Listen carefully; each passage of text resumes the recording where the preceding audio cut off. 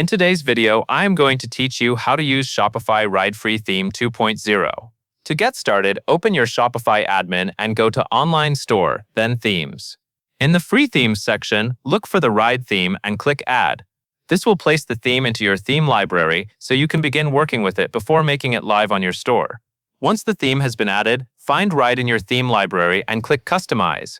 This opens the theme editor where you can control the overall look and layout of your store.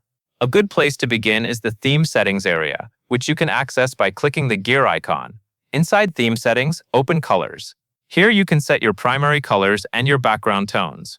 This is important because your color choices affect the visual identity of your store and help create a consistent brand style. Try to choose colors that are easy to read and that match the tone of your products. Next, go to Typography in the Theme Settings. This is where you choose the fonts for your headings and body text. Your heading font should stand out and support your brand personality, while your body font should stay clean and easy to read across all pages. Keep readability in mind, especially for mobile shoppers. After that, select the header section. In this area, you can upload your logo and set up your navigation menu. The header is one of the first things visitors see, so it should look polished and make it easy for people to move through your store.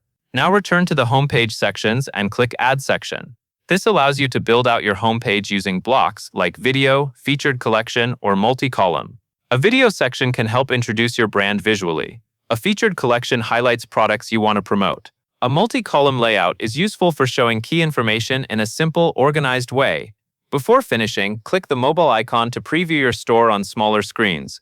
This is an important step because many customers shop from their phones.